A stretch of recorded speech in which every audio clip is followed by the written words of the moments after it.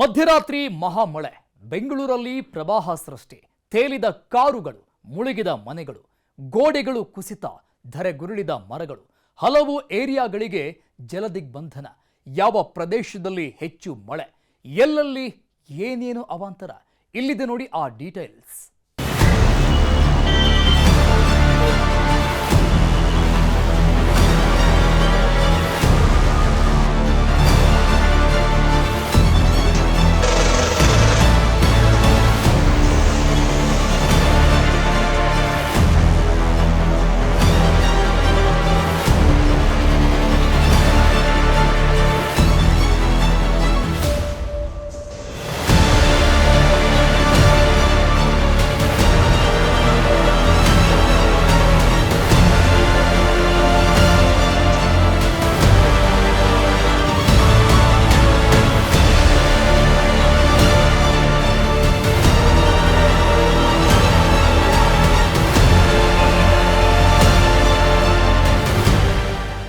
ಮನೆಗಳೆಲ್ಲ ಮುಳುಗಿ ಹೋಗಿವೆ. ಮನೆ ಮುಂದೆ ನಿಲ್ಲಿಸಿದ್ದ ವಾಹನಗಳೆಲ್ಲ ನೀರಲ್ಲಿ ತೇಲ್ತಾ ಇವೆ. ಸಣ್ಣ ಪುಟ್ಟ ವಸ್ತುಗಳೆಲ್ಲ ಕೊಚ್ಕೊಂಡು ಹೋಗಿ ಜಲಸ್ವಾಹ ಆಗಿವೆ. ಬೆಂಗಳೂರಲ್ಲಿ ಮಳೆ ಬಂದ್ರೆ ಯಾವ ಏರಿಯಾವೂ ಸೇಫ್ ಅಲ್ಲ ಅನ್ನೋದು ಭಾನುವಾರ ಸುರಿದ ಮಳೆಯಿಂದ ಸಾಬೀತಾಗಿದೆ. ಜನರು ಇದು ಬ್ರ್ಯಾಂಡ್ ಬೆಂಗಳೂರಲ್ಲ, ಬ್ಯಾಡ್ ಬೆಂಗಳೂರು ಅಂತ ಇದ್ದಾರೆ.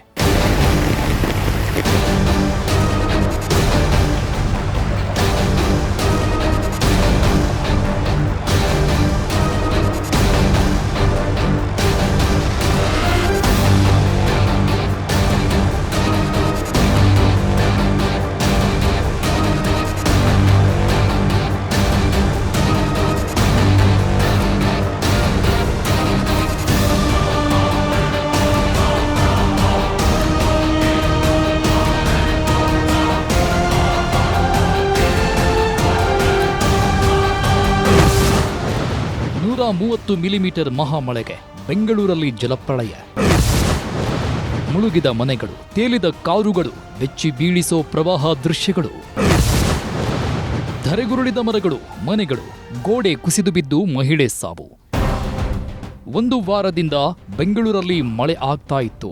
ಆದರೆ ಮಳೆಯಿಂದ ಅಷ್ಟೇನು ದೊಡ್ಡ ಅವಾಂತರಗಳು ಆಗಿರಲಿಲ್ಲ. ಅಲ್ಲಲ್ಲಿ ಮರಗಳು ಬಿದ್ದಿದ್ದು, ರಸ್ತೆಗಳಲ್ಲಿ ನೀರು ನಿಂತಿದ್ದು ಬಿಟ್ರೆ ಭಾರೀ ಅವಘಡಗಳು ಏನೂ ಆಗಿರಲಿಲ್ಲ. ಆದರೆ ಈ ಒಂದು ವಾರದಿಂದ ಸುರಿದ ಮಳೆ ಭಾನುವಾರ ಒಂದೇ ದಿನದಲ್ಲಿ ಸುರಿದಿದ್ದು ಎಲ್ಲ ಅವಾಂತರಗಳನ್ನೇ ಒಮ್ಮೆ ತಂದು ತೋರಿಸಿದೆ.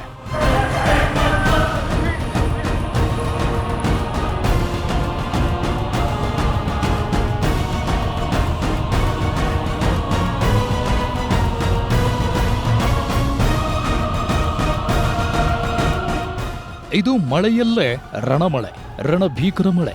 ಆಕಾಶದಿಂದ ಸುರಿದಿದ್ದೆಲ್ಲ ಬರೀ ನೀರು, ಟನ್ಗಟ್ಟಲೆ ನೀರು, ಸಾವಿರ ಗ್ಯಾನಲ್ಗಳಷ್ಟು ನೀರು. ಅಷ್ಟೊಂದು ನೀರು ಸುರಿದ್ರೆ ಹರಿದು ಹೋಗಲು ವ್ಯವಸ್ಥೆ ಇರಬೇಕಲ್ವಾ? ಇಲ್ಲ ಅಂದ್ರೆ ಹೀಗೆ ಆಗತ್ತೆ. ಹೇಗೆ ಅಂದ್ರೆ ಬೆಂಗಳೂರಿನ ಹಾಗೆ ಪ್ರತಿ ಸಣ್ಣ ಮಳೆಗೂ ಅಧ್ವಾನ ಆಗೋ ಬೆಂಗಳೂರು ಈಗ ಮಹಾಮಳೆಗೆ ತತ್ತರಿಸಿ ಹೋಗಿದೆ. ಮಧ್ಯರಾತ್ರಿ ಸುರಿದ ಮಳೆ ಬೆಂಗಳೂರಲ್ಲಿ ಪ್ರವಾಹವನ್ನೇ ಸೃಷ್ಟಿಸಿದೆ. ಎತ್ತ ನೋಡಿದ್ರೂ ನೀರು ನೀರು, ಒಂದಲ್ಲ ಎರಡಲ್ಲ. ಬೆಂಗಳೂರಲ್ಲಿ ಸಾವಿರಾರು ಮನೆಗಳು ಜಲಪ್ರಳಯಕ್ಕೆ ತುತ್ತಾಗಿವೆ.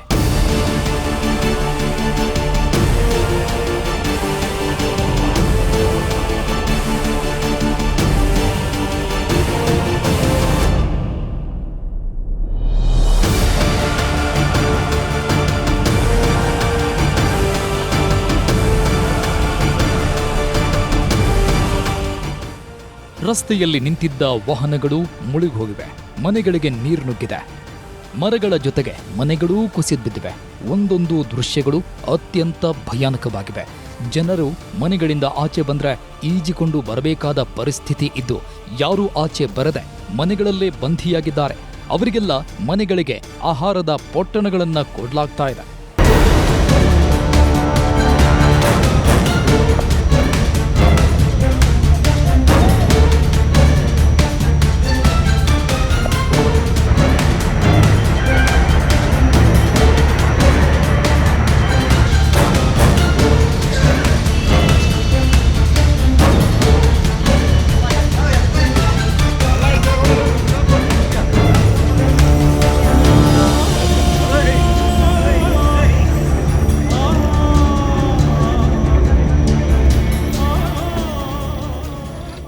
ಪೂರ್ವ ಮುಂಗಾರಿನ ಹೊಡೆತಕ್ಕೆ ಈಗ ಇಡೀ ಕರುನಾಡೆ ಕಂಗಾಲಾಗಿದೆ.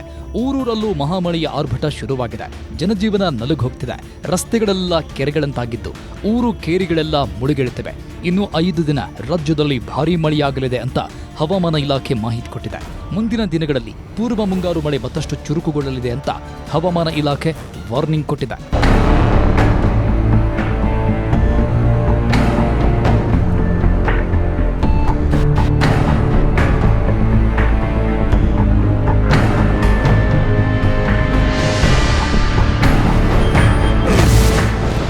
ಬೆಂಗಳೂರಲ್ಲಿ ಯಾವ್ಯಾವ ಪ್ರದೇಶದಲ್ಲಿ ಎಷ್ಟೆಷ್ಟು ಮಳೆ ಆಗಿದೆ ಅಂತ ನೋಡೋದಾದ್ರೆ, ಕೆಂಗೇರಿಯಲ್ಲಿ 132 ಮಿಲಿಮೀಟರ್, ವದೇರಹಳ್ಳಿಯಲ್ಲಿ 131 ಮಿಲಿಮೀಟರ್, ಚಿಕ್ಕಬಾಣಾವರದಲ್ಲಿ 127 ಮಿಲಿಮೀಟರ್, ಕೊಡತಿಯಲ್ಲಿ 125 ಮಿಲಿಮೀಟರ್, ಸೋಮಶೆಟ್ಟಿಹಳ್ಳಿಯಲ್ಲಿ 121 ಮಿಲಿಮೀಟರ್, ಮಾದನಾಯಕನಹಳ್ಳಿಯಲ್ಲಿ 119 ಮಿಲಿಮೀಟರ್, ಮಾದಾವರದಲ್ಲಿ 106 ಮಿಲಿಮೀಟರ್, ಯಲಹಂಕದಲ್ಲಿ 103 ಮಿಲಿಮೀಟರ್, ಕೊಡಿಗೆಹಳ್ಳಿಯಲ್ಲಿ 100 ಮಿಲಿಮೀಟರ್ನಷ್ಟು ಮಳೆಯಾಗಿದೆ.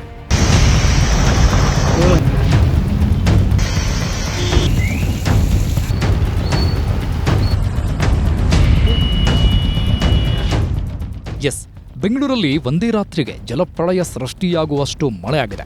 ಮೇ ತಿಂಗಳಲ್ಲಿ ಕಳೆದ 10 ವರ್ಷಗಳಲ್ಲೇ ಇಷ್ಟೊಂದು ಮಳೆ ಆಗಿಲ್ಲ. ಇದು ದಾಖಲೆ ಮಳೆ ಅಂತ ಹೇಳ್ತಾ ಇದ್ದಾರೆ. ಈ ದಾಖಲೆ ಮಳೆ ಸಮಸ್ಯೆಗಳನ್ನೂ ದಾಖಲೆ ಮಟ್ಟದಲ್ಲೇ ಸೃಷ್ಟಿಸಿದ್ದು ನಗರದ ಪ್ರತಿಯೊಂದು ಏರಿಯಾದಲ್ಲೂ ಅವಾಂತರಗಳು ಸೃಷ್ಟಿಯಾಗಿವೆ. ಅವಾಂತರ 1, ಗೋಡೆ ಕುಸಿದು ಮಹಿಳೆ ಸಾವು. ಮುಂಗಾರಿಗೆ ಮೊದಲೇ ಬೆಂಗಳೂರಲ್ಲಿ ಮಳೆ 1 ಬಲಿ ಪಡೆದುಕೊಂಡಿದೆ. ಬೆಂಗಳೂರಿನ ರಣಮಳೆಗೆ ಮಹಿಳೆ ಬಲಿಯಾಗಿದ್ದಾಳೆ. ವೈಟ್ಫೀಲ್ಡ್ನ ಮಹದೇವಪುರದಲ್ಲಿ ಗೋಡೆ ಕುಸಿದು ಶಶಿಕಲಾ ಎಂಬ ಮಹಿಳೆ ಸಾವನ್ನಪ್ಪಿದ್ದಾರೆ. ಕೂಲಿ ಕೆಲಸ ಮಾಡಿ ಜೀವನ ಸಾಗಿಸ್ತಾ ಇದ್ದ ಮಹಿಳೆ ಈಗ ಜೀವ ಕಳ್ಕೊಂಡಿದ್ದಾಳೆ. ರಾತ್ರಿ ಸುರಿದ ಧಾರಾಕಾರ ಮಳೆಯಿಂದ ಘಟನೆ ನಡೆದಿದ್ದು ವೈಟ್ಫೀಲ್ಡ್ ಪೊಲೀಸರು ಸ್ಥಳಕ್ಕೆ ಭೇಟಿ ಕೊಟ್ಟು ಪರಿಶೀಲಿಸಿದ್ದಾರೆ.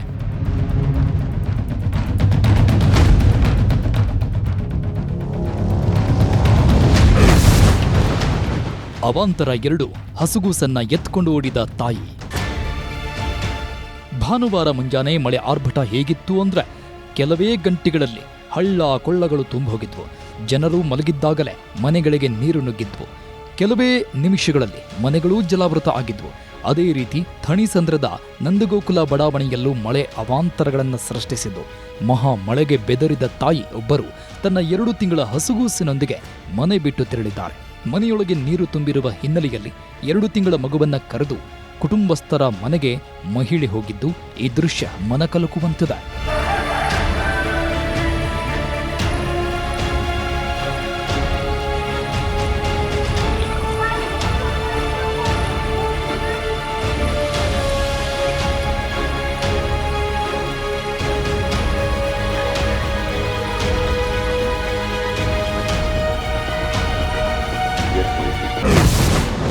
ಅವಾಂತರ 3, ಸಿಸಿಬಿ ಕಚೇರಿ ಮುಳುಗಡೆ.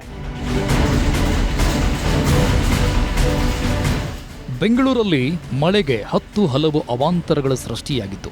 ಅದರಲ್ಲಿ ಶಾಂತಿನಗರದ ಸಿಸಿಬಿ ಕಚೇರಿಗೆ ನೀರು ನುಗ್ಗಿರೋದು ಒಂದು. ಭಾರೀ ಮಳೆಯ ಪರಿಣಾಮ ಸಿಸಿಬಿ ಕಚೇರಿಯಲ್ಲಿ ಸುಮಾರು 8ಕ್ಕೂ ಅಧಿಕ ರೂಂಗಳು ಜಲಾವೃತಗೊಂಡಿದೆ. ಇನ್ನು ಕಚೇರಿಗೆ ನೀರು ನುಗ್ಗಿದ ಪರಿಣಾಮವಾಗಿ ಅನೇಕ ಕೇಸ್ ಫೈಲ್ಗಳು ನಾಶವಾಗಿದೆ. ಫೈಲ್ಗಳು ನೀರಲ್ಲಿ ಎಲ್ಲೆಂದರಲ್ಲಿ ತೇಲಾಡ್ತಾ ಇರೋದನ್ನ ನೀವು ನೋಡಬಹುದು.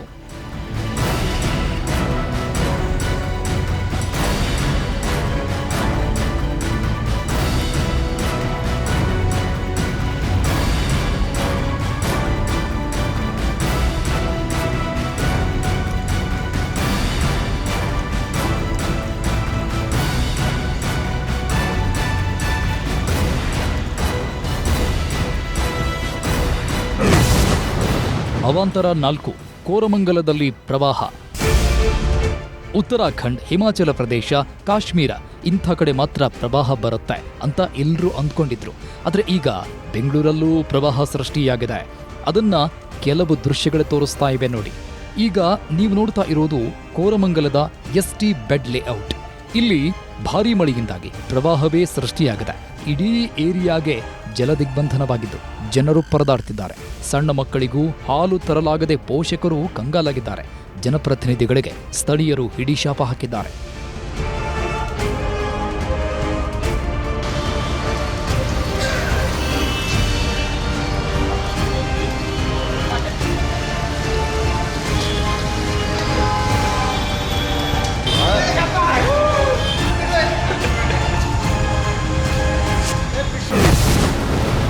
ಅವಾಂತರ 5, ರಸ್ತೆಯಲ್ಲಿ 2 ಅಡಿ ನೀರು, 2 ಕಿಲೋಮೀಟರ್ ಟ್ರಾಫಿಕ್ ಜಾಮ್. ಬೆಂಗಳೂರಲ್ಲಿ ಅತಿ ಹೆಚ್ಚು ಟ್ರಾಫಿಕ್ ಜಾಮ್ ಅಂತ ಕುಖ್ಯಾತಿ ಪಡೆದಿರೋದು ಸಿಲ್ಕ್ ಬೋರ್ಡ್ ರಸ್ತೆ. ಈಗ ಅಂಥ ಸಿಲ್ಕ್ ಬೋರ್ಡ್ ರಸ್ತೆಯಲ್ಲಿ ಮಳೆಯ ಕಾರಣ 2 ಅಡಿಗಳಷ್ಟು ನೀರು ನಿಂತಿದೆ. ನೀರು ನಿಂತಿದ್ದರ ಪರಿಣಾಮವಾಗಿ ವಾಹನ ಸವಾರರು ಹೈರಾಣಾಗಿದ್ದಾರೆ. ಸಿಲ್ಕ್ ಬೋರ್ಡ್ನಿಂದ ಅತ್ತಿಬೆಲೆ ಕಡೆಗೆ ತೆರಳುವ ಮಾರ್ಗ, ಮಾರತ್ಹಳ್ಳಿ ಕಡೆ ಹೋಗುವ ಮಾರ್ಗ ಜಲಾವೃತಗೊಂಡಿದ್ದು ಸುಮಾರು 2 ಕಿಲೋಮೀಟರ್ವರೆಗೆ ವಾಹನಗಳು ನಿಂತಲ್ಲೇ ನಿಂತಿದ್ವು. ಭಾರೀ ಟ್ರಾಫಿಕ್ ಜಾಮ್ ಉಂಟಾಗಿತ್ತು.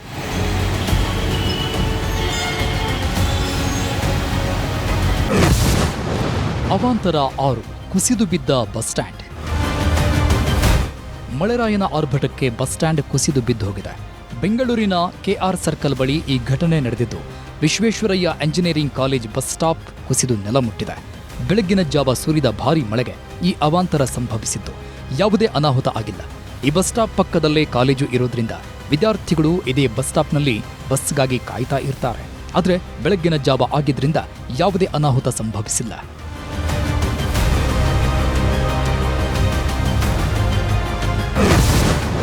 ಅವಾಂತರ 7, ಮೆಟ್ರೋ ಸ್ಟೇಷನ್ ಜಲಾವೃತ. ಮಳೆ ಬಂದ್ರೆ ಬೆಂಗಳೂರಿನ ರಸ್ತೆಗಳು ಮಾಯ ಆಗ್ಬಿಡುತ್ತೆ. ರಸ್ತೆಯಲ್ಲಿ ಬಸ್ಸು, ಕಾರು, ದ್ವಿಚಕ್ರ ವಾಹನ ಓಡಾಟ ಅಸಾಧ್ಯ. ಜೆಸಿಬಿಗಳು, ಟ್ರ್ಯಾಕ್ಟರ್ಗಳು ಮಾತ್ರ ಓಡಾಡಿಸಬೇಕು. ಅದಕ್ಕೆ ಜನರು ಮೆಟ್ರೋದಲ್ಲಿ ಓಡಾಡೋಣ ಅಂತ ತೀರ್ಮಾನಿಸಿ ಮೆಟ್ರೋ ಹತ್ತಲು ಶುರು ಮಾಡಿದ್ರು. ಆದರೆ ಈಗ ಮೆಟ್ರೋ ಹತ್ತೋದಕ್ಕೂ ಭಯ ಪಡುವಂತಾಗಿದೆ. ಅದಕ್ಕೆ ಕಾರಣ ಇಲ್ಲಿದೆ ನೋಡಿ. ಇದು ಸಿಲ್ಕ್ ಬೋರ್ಡ್ ಮೆಟ್ರೋ ಸ್ಟೇಷನ್. ಅದರ ಕೆಳಗೆ ಎಷ್ಟೊಂದು ನೀರು ನಿಂತಿದೆ ನೋಡಿ. ಅಲ್ಲಿ ಮೆಟ್ರೋ ಸ್ಟೇಷನ್ನಲ್ಲಿ ಇಳಿದವರು ರಸ್ತೆಗೆ ನಡೆದುಕೊಂಡು ಬರೋದಕ್ಕೆ ಆಗ್ತಾ ಇಲ್ಲ.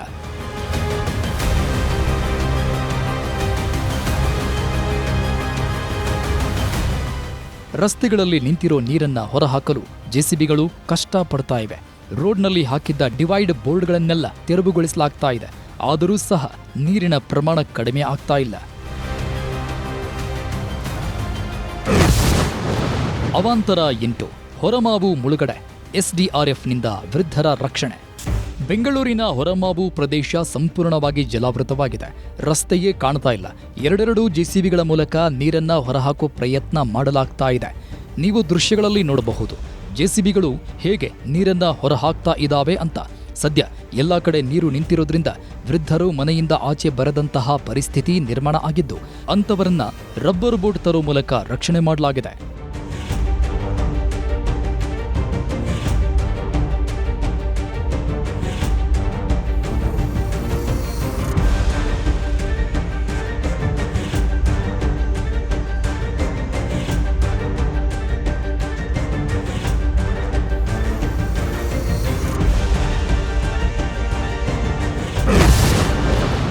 ಅವಾಂತರ 9, ಬೈಕ್ ಶೋರೂಮ್ಗೆ ನುಗ್ಗಿದ ನೀರು.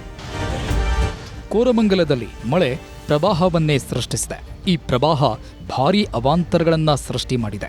ಸದ್ಯ ಕೋರಮಂಗಲದಲ್ಲಿ ಬೈಕ್ ಶೋರೂಮ್ಗೆ ಮಳೆ ನೀರು ನುಗ್ಗಿದ್ದು 10ಕ್ಕೂ ಹೆಚ್ಚು ಬೈಕ್ಗಳು ನೀರಲ್ಲಿ ಮುಳುಗಿ ಹೋಗಿವೆ. ನೀರಿಂದ ಬೈಕ್ಗಳನ್ನ ಹೊರ ತೆಗೆಯುವುದಕ್ಕೆ ಅಲ್ಲಿನ ಸಿಬ್ಬಂದಿ ಸಾಕಷ್ಟು ಕಷ್ಟಪಟ್ಟಿದ್ದಾರೆ. ಅಗ್ನಿಶಾಮಕ ಸಿಬ್ಬಂದಿ ಬಂದು ಸದ್ಯ ನೀರು ಹೊರಗೆ ಪಂಪ್ ಮಾಡುವ ಕೆಲಸ ಮಾಡ್ತಾ ಇದ್ದಾರೆ. Shashank bro, happy birthday.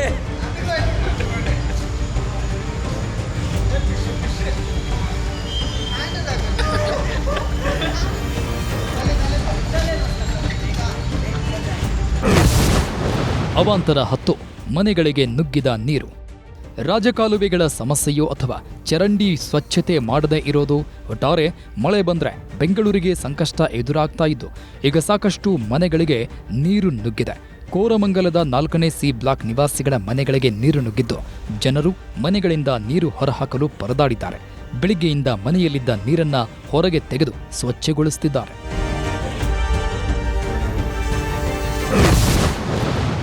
ಅವಾಂತರ 11, ಶಾಲೆಗೂ ನುಗ್ಗಿದ ನೀರು. ಇನ್ನು ಮಳೆ ಹೊಡೆತಕ್ಕೆ ನಾಗಬಾರದ ನಂದಗೋಕುಲ ಬಡಾವಣೆಯಲ್ಲಿರುವ ಖಾಸಗಿ ಶಾಲೆಗೆ ರಜೆ ಘೋಷಣೆ ಮಾಡಲಾಗಿದೆ. ಮಳೆ ನೀರು ಶಾಲೆಗೂ ನುಗ್ಗಿದ್ರಿಂದ ಶಾಲಾ ಆಡಳಿತ ಮಂಡಳಿ ರಜೆ ಘೋಷಿಸಿದೆ. ಪ್ರತಿ ಬಾರಿ ಮಳೆ ಬಂದಾಗಲೂ ಇದೇ ರೀತಿ ಸಮಸ್ಯೆ ಎದುರಾಗುತ್ತೆ. ಇದರಿಂದ ಮಕ್ಕಳ ಕಲಿಕೆಗೆ ತೊಂದರೆ ಆಗ್ತಿದೆ. ಇದಕ್ಕೆ ಶಾಶ್ವತ ಪರಿಹಾರ ಮಾಡಬೇಕು ಶಾಲಾ ಆಡಳಿತ ಮಂಡಳಿ ಮನವಿ ಮಾಡಿದೆ.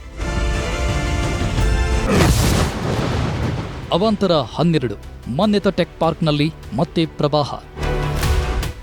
ಮಾನ್ಯತಾ ಟೆಕ್ ಪಾರ್ಕ್ ಬೆಂಗಳೂರಲ್ಲಿ ಮಳೆ ಬಂದಾಗಲೆಲ್ಲ ದೇಶದಾದ್ಯಂತ ವೈರಲ್ ಆಗೋದು ಇದೇ ಪ್ರದೇಶ. ಯಾಕಂದ್ರೆ ಇಲ್ಲಿ ಮಳೆ ಇಡೀ ಪ್ರದೇಶವನ್ನ ಮುಳುಗಿಸ್ಬಿಡುತ್ತೆ. ಈಗಲೂ ಇಲ್ಲಿ ಪ್ರವಾಹ ಪರಿಸ್ಥಿತಿ ನಿರ್ಮಾಣ ಆಗಿದ್ದು ಸುಮಾರು 3-4 ಅಡಿಗಳಷ್ಟು ನೀರು ನಿಂತಿದೆ.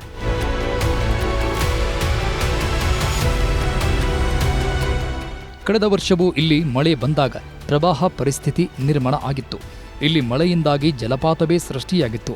ಹೀಗೆ ಪದೇ ಪದೇ ಇಲ್ಲಿ ಅವಾಂತರಗಳು ಆಗ್ತಾ ಇದ್ರೂ ಸರ್ಕಾರ ಎಚ್ಚೆತ್ತುಕೊಂಡಿಲ್ಲ.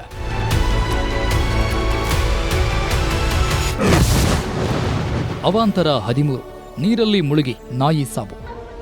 ಬೆಂಗಳೂರಿನ ಪಾಟರಿ ಟೌನ್ನ ಎನ್ಸಿ ಕಾಲೋನಿ ಕೂಡ ಮಳೆಗೆ ಜಲಾವೃತವಾಗಿದೆ. ಮನೆಯೊಳಗೆ ನೀರು ತುಂಬಿ ಜನರು ಪರದಾಡಿದ್ದಾರೆ. ಮಳೆ ನೀರಿನಿಂದಾಗಿ ಮನೆಯಲ್ಲಿದ್ದ ವಸ್ತುಗಳು ನೀರು ಪಾಲಾಗಿದ್ದು, ಇನ್ನು ಇದೇ ವೇಳೆ ಮಳೆ ನೀರಲ್ಲೇ ಮುಳುಗಿ ಸಾಕುನಾಯಿಯೊಂದು ಸಾವನ್ನಪ್ಪಿದೆ. ಈ ಎಲ್ಲ ಪರಿಸ್ಥಿತಿಗಳಿಗೆ ಅಲ್ಲಿನ ಜನರು ಸರ್ಕಾರಕ್ಕೆ ಶಾಪ ಹಾಕಿದ್ದಾರೆ.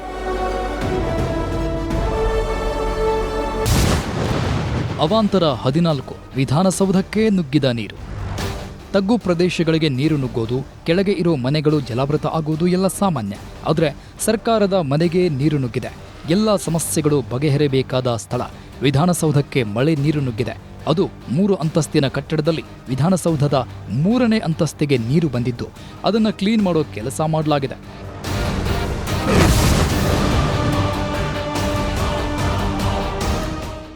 ಹೊಸಕೋಟೆ ಸುತ್ತಮುತ್ತ ರಾತ್ರಿ ಧಾರಾಕಾರ ಮಳೆಯಾಗಿದ್ದು ಚರಂಡಿಗಳು ತುಂಬಿ ಮನೆಗಳಿಗೆ ನೀರು ನುಗ್ಗಿದೆ. ರಾಜಕಾಲುವೆ ಪಕ್ಕದಲ್ಲಿದ್ದ 4-5 ಮನೆಗಳಿಗೆ ಮಳೆ ನೀರು ನುಗ್ಗಿದ್ದು ಮನೆಯಲ್ಲಿದ್ದ ವಸ್ತುಗಳು ಸಾಮಗ್ರಿಗಳೆಲ್ಲ ಜಲಾವೃತವಾಗಿವೆ. ಚರಂಡಿ ಮತ್ತು ರಾಜಕಾಲುವೆ ಸ್ವಚ್ಛಗೊಳಿಸದ ಕಾರಣ ಮನೆಗಳಿಗೆ ನೀರು ನುಗ್ಗಿದೆ ಎಂದು ಅಧಿಕಾರಿಗಳ ವಿರುದ್ಧ ಸ್ಥಳೀಯರು ಆಕ್ರೋಶ ವ್ಯಕ್ತಪಡಿಸಿದ್ದಾರೆ.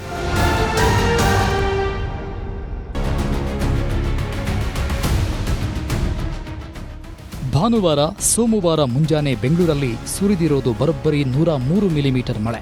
ಇಂಥ ಭೀಕರ ಮಳೆಗೆ ಅವಾಂತರಗಳು ಆಗೇ ಆಗತ್ತೆ. ಸದ್ಯ ಮಹಾಮಳೆಗೆ ಬೆಂಗಳೂರು ನಲುಗಿ ಹೋಗಿದ್ದು ನಗರದಲ್ಲಿ ಸಾಲು ಸಾಲು ಅವಾಂತರಗಳು ಕಾಣಿಸಿಕೊಂಡಿವೆ. ಬೆಂಗಳೂರು ನಗರದಲ್ಲಿ 200 ಮನೆಗಳಿಗೆ ನುಗ್ಗಿದ ನೀರು. ಮಳೆಗೆ ಕೊಚ್ಚಿ ಹೋದ್ವು 5 ಜಾನುವಾರು, 1 ನಾಯಿ ಸಾವು. 23 ಮರಗಳು, 43 ಕೊಂಬೆಗಳು ಧರೆಗೆ. ಅಪಾಯ ಜಸ್ಟ್ ಮಿಸ್. ಒಂದು ಮಳೆ ಭಾರೀ ಹಾನಿ ಉಂಟು ಮಾಡುತ್ತೆ, ಜನರಿಗೆ ನೆಮ್ಮದಿ ಇಲ್ಲದಂತೆ ಮಾಡುತ್ತೆ. ಅದಕ್ಕೆ ತಾಜಾ ಉದಾಹರಣೆ ಬೆಂಗಳೂರಲ್ಲಿ ಮಳೆಯಿಂದ ಉಂಟಾದ ಹಾನಿಗಳು. ಸಿಲಿಕಾನ್ ಸಿಟಿ ಈಗ ವಾಟರ್ ಸಿಟಿ ಆಗಿದ್ದು ಜನರು ಬೋಟ್ಗಳಲ್ಲಿ ಓಡಾಡುವಂತಹ ಪರಿಸ್ಥಿತಿ ನಿರ್ಮಾಣ ಆಗಿದೆ. ಜನ ಜಾನುವಾರುಗಳು ಮಹಾಮಳೆಗೆ ವಿಲವಿಲ ಅಂತ ಒದ್ದಾಡ್ತಾ ಇದ್ದಾರೆ. ಅವಾಂತರ 16, ಧರೆಗುರುಳಿದ ಮರಗಳು. ಬೆಂಗಳೂರಲ್ಲಿ ಮಳೆ ಬಂದ್ರೆ ಮರಗಳು ಬೀಳೋದು ಕಾಮನ್. ಪ್ರತಿ ಬಾರಿ ಮಳೆ ಬಿದ್ದಾಗ 1-2 ಮರಗಳು ಬೀಳ್ತಾ ಇದ್ವು. ಆದರೆ ಈ ಮಳೆಗೆ ಬರೋಬ್ಬರಿ 13 ಮರಗಳು ನೆಲಕ್ಕೆ ಬಿದ್ದಿವೆ. 43 ಕೊಂಬೆಗಳು ಮುರಿದುಕೊಂಡು ಬಿದ್ದಿವೆ.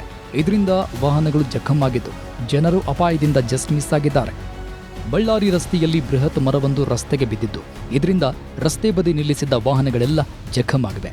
ಏರ್ಪೋರ್ಟ್ ರಸ್ತೆಯಲ್ಲಿ ಸಂಚಾರ ಅಸ್ತವ್ಯಸ್ತವಾಗಿದ್ದು ಕೆಲವರು ಅಪಾಯದಿಂದ ಜಸ್ಟ್ ಮಿಸ್ ಆಗಿದ್ದಾರೆ. ಸದ್ಯ ಮರಗಳನ್ನು ತೆರವುಗೊಳಿಸೋ ಕೆಲಸ ಮಾಡಲಾಗ್ತಾ ಇದೆ.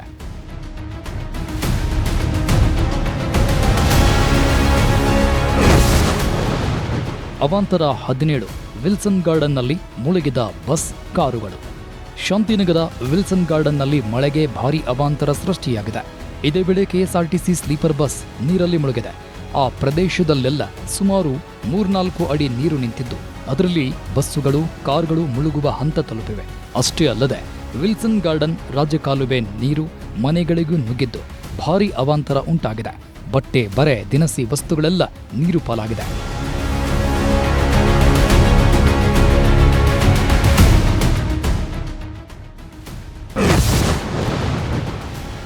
ಅವಾಂತರ 18, ಸಾಯಿ ಲೇಔಟ್ ಮತ್ತೆ ಮುಳುಗಡೆ. ಬೆಂಗಳೂರಲ್ಲಿ ಮಳೆ ಬಂದಾಗಲೆಲ್ಲ ಒಂದು ಏರಿಯಾ ಖಂಡಿತ ನೀರಲ್ಲಿ ಮುಳುಗುತ್ತೆ. ಅದೇ ಸಾಯಿ ಲೇಔಟ್.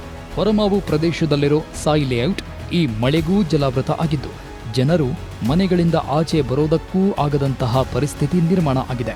ಅಲ್ಲಿನ ಜನರನ್ನ ಟ್ರ್ಯಾಕ್ಟರ್ಗಳ ಮೂಲಕ ರಕ್ಷಣೆ ಮಾಡಲಾಗುತ್ತಿದೆ.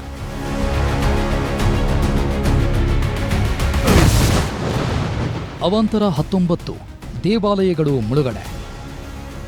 ಬೆಂಗಳೂರಿನ ಮಳೆ ಈಗ ಮನೆಗಳನ್ನು ಮಾತ್ರ ಮುಳುಗಿಸಿಲ್ಲ, ಮನೆಗಳ ಜೊತೆಗೆ ಕೆಲವು ದೇವಾಲಯಗಳನ್ನೂ ಮುಳುಗಿಸಿಬಿಟ್ಟಿದೆ. ಯಲಹಂಕ ಸುತ್ತಮುತ್ತ ಮಳೆಯಿಂದ ಅವಾಂತರ ಸೃಷ್ಟಿಯಾಗಿದ್ದು ಅಟ್ಟೂರು ಲೇಔಟ್ನ ವಿಶ್ವನಾಥ ದೇಗುಲಕ್ಕೆ ಜಲದಿಗ್ಬಂಧನ ಉಂಟಾಗಿದೆ.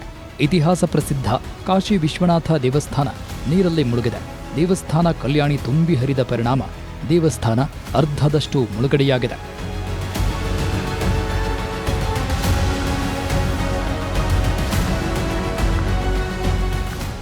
ಭಾರೀ ಮಳೆಗೆ ಬೆಂಗಳೂರಿನ ಮಾಗಡಿ ರಸ್ತೆಯ ಭುವನೇಶ್ವರಿ ನಗರದಲ್ಲಿರುವ ಯಲ್ಲಮ್ಮ ದೇವಿಯ ದೇವಾಲಯವೂ ಕೂಡ ಮುಳುಗಿದೆ. ಪ್ರತಿ ಬಾರಿ ಮಳೆ ಬಂದಾಗ್ಲೆಲ್ಲ ಇದೇ ಸ್ಥಿತಿ. ಚರಂಡಿ ಕ್ಲೀನ್ ಮಾಡಿ ಅಂದ್ರೆ ಯಾರೂ ತಲೆ ಕೆಡಿಸಿಕೊಳ್ಳಲ್ಲ. ಸಣ್ಣ ಮಳೆಯಾದ್ರೂ ಇದೇ ಸಮಸ್ಯೆ ಆಗುತ್ತೆ. ಇದು ಅತ್ಯಂತ ಪುರಾತನ ದೇವಾಲಯಕ್ಕೆ ಈ ಸ್ಥಿತಿ ಬಂದಿದೆ ಅಂತ ಜನ ಆಕ್ರೋಶ ವ್ಯಕ್ತಪಡಿಸಿದ್ದಾರೆ. ಅವಾಂತರ 20 ಮಳೆಗೆ ಜಾನುವಾರುಗಳು ಸಾವು. ಮಹಾಮಳೆಗೆ ಬೆಂಗಳೂರಲ್ಲಿ ಆಗಿರೋದು ಒಂದೊಂದು ಅವಾಂತರ ಅಲ್ಲ.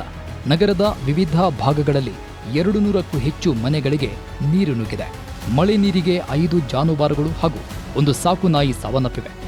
3 ಹಸು, 1 ಕರು, 1 ಎಮ್ಮೆ ಮಳೆ ನೀರಲ್ಲಿ ಕೊಚ್ಚಿ ಹೋಗಿವೆ. ನಗರದಲ್ಲಿ ಈವರೆಗೆ 27 ಮರ ಧರೆಗುರುಳಿದ್ದು 43 ಮರದ ರೆಂಬೆ ಕೊಂಬೆಗಳು ಮುರಿದು ಬಿದ್ದಿವೆ ಅಂತ ಬಿಬಿಎಂಪಿ ಅಧಿಕೃತ ಲಿಸ್ಟ್ ಬಿಡುಗಡೆ ಮಾಡಿದೆ. ಪ್ರತಿ ವರ್ಷ ಪ್ರತಿ ಬಾರಿ ಮಳೆ ಬಂದಾಗಲೂ ಬೆಂಗಳೂರಲ್ಲಿ ಸಮಸ್ಯೆಗಳ ಸರಮಾಲೆಯೇ ಸೃಷ್ಟಿಯಾಗ್ತಾ ಇದೆ. ಜನರು ಸರ್ಕಾರವನ್ನ ತರಾಟೆಗೆ ತೆಗೆದುಕೊಳ್ತಾ ಇದ್ದಾರೆ. ಆದರೆ ಸಮಸ್ಯೆಗಳು ಮಾತ್ರ ಬಗೆಹರಿದಿಲ್ಲ. ಸದ್ಯ ಮುಂದಿನ ದಿನಗಳಲ್ಲಿ ಇನ್ನೂ ಹೆಚ್ಚು ಮಳೆ ಆಗಲಿದೆ ಅಂತ ಹೇಳಲಾಗ್ತಾ ಇದ್ದು ನಗರದ ಜನಕ್ಕೆ ಈಗಲೇ ಆತಂಕ ಶುರುವಾಗಿದೆ.